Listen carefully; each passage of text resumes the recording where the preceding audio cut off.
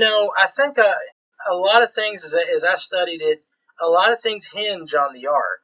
Um, because if what we're saying is true, that there was a worldwide flood and that somebody had prepared for the worldwide flood, how could he know that there was going to be a worldwide flood and take all that time to prepare it unless God had spoken to him? And if we prove that there really was an ark, then it just by nature proves that there were the prophets and there was God. It just automatically, I can't see a way out of it.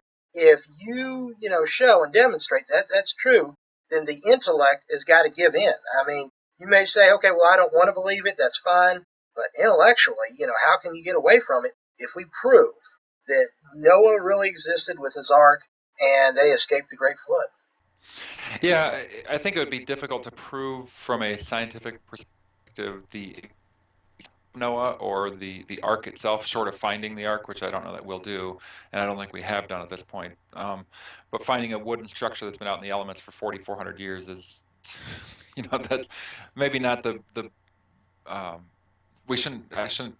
I think maybe we shouldn't expect that we'll find it. Is maybe what I'm saying, because wood just doesn't generally last that long.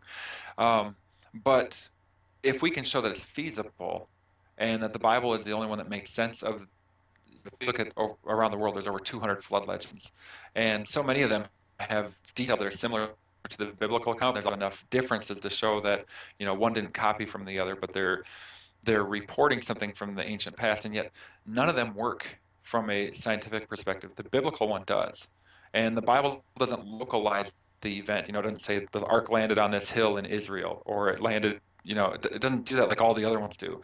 It has it as a worldwide event. It's unique among all of them, and we will be showing that it is feasible. In fact, we have one exhibit, just two flood legends, to talk about that. But to go back to what you say, about would the intellect just would give in? I would look at the issue of the resurrection. There are um, we have a tremendous amount of evidence for the resurrection of Jesus Christ. In fact, in 2,000 years, they haven't come close to proposing an alternative solution that can answer how the tomb became empty and how a whole bunch of people start seeing Jesus again. And they can't.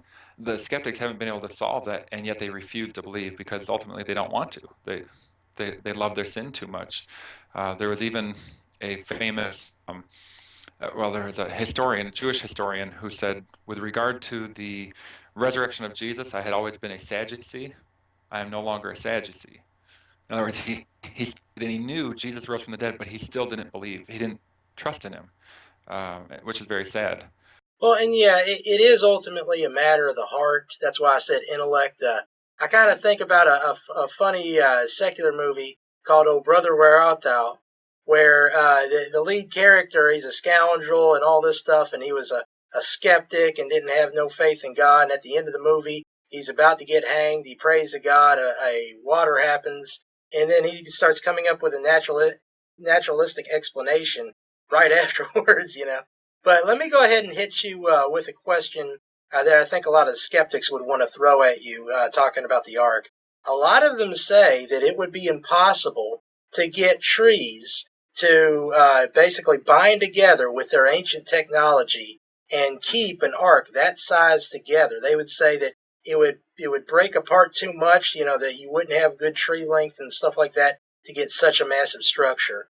How would you argue that the ark was feasible as far as the wooden structure? Well, first of all, we don't know what gopher wood is.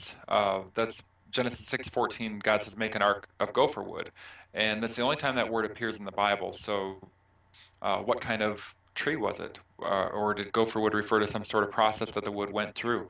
Ultimately, we don't know the answer to that particular question. So if they don't know what kind of wood was used, how can they say that it's impossible to get the wood to hold? Um, that was one of the arguments in that debate that he had with Ken Ham, is that you can't build a wooden ship this large because it will twist and bend and it'll pop holes and it'll sink. And he used the example of the USS Wyoming, which was 430 feet long from tip to tip. So it's not quite the size of the Ark, but it's pretty close. It was very big, and he talked about how it sprang holes and then it sunk, and all 14 people were on board were killed. He forgot to mention something very important. That boat floated for over 14 years, carrying thousands of tons of coal up and down the coast. So if a boat that's close to the size of the Ark is made out of wood can do it, then why can't the Ark only needed to float for about 5 months before it landed on the mountains of Ararat? Why couldn't Noah have built something like that? And we don't know what technologies were available to him. We don't know what level of skill he had in boat building or shipbuilding. A lot of times people say, "Oh, Noah was an amateur when he built the Ark." How do you know that? The Bible doesn't say that. He may have been an expert shipbuilder, and in fact, our backstory that we have for Noah, I think, will surprise a lot of people. Well, and the thing is that if you are given the lifespan of the people in the genealogies, where he lives for 500 years, he's working on the Ark for 120 years. I mean, you talk about college education. You could be a doctor after like 12 years of education. Well, what's 120 years to figure something out? Yeah, we don't know if that's exactly how long he was working on it, but either way, if God, yeah, if he gives him 100 years or 75 years and says build the ark, even if Noah didn't know how to build boats, he could have gone to school for a while or hired people who knew how to do it. Or God could have showed him how to do it. Sure. One thing I like to say is that sometimes God equips those that he calls, and sometimes he calls those that are already equipped. Yeah. And both are true, I think. In a spiritual sense, it's more true that we're already equipped. But from a physical sense, a lot of times he'll call people who are already well equipped to do the job. Right. I remember I saw a preview of the Noah movie, and he said something, "How could you do this all by yourself?" And Noah answers and says, "Oh, I'm not by myself. In other words, God is here helping me every day." Well, if you're referring to the Noah movie with Crow, that's not what he was referring to. Oh, really? What was he thinking? No, I think the preview was made to look like it, but when you watch the movie, and I'm not recommending it for anybody, it was terrible and very blasphemous. Actually, this army that was coming to threaten Noah, and he said, "I'm not alone." And you think, "Oh, he's trusting in God." Well, no, actually, then the fallen angels who are there helping him build the ark up and threaten the people. So he's trusting in the movie. He's trusting in fallen angels. They're the real heroes in that movie. I mean, that's how sick and twisted that film is. It gets just about everything wrong. Sadly, there was a lot of major movies that had Bible stories where they intentionally altered the Word of God. They altered the stories and, kind of made it up as they went along. And that's not helping anybody as far as like telling people what really happened. Right. Let me throw one more at you because people will ask about the flood. How would we, if I'm looking around this earth, how would I know, or what would make me think that this earth possibly had been flooded with water? Yeah, it's a great question. We're going to have a very interesting display to show people that at the Ark. In fact, I'll give your viewers just a little bit of a preview. Oh, two pictures, one of and one of ours, side by side. And we're going to ask people which one had a major catastrophic flood. One of them is covered with water. One of them, as far as we know, has no liquid water on its surface.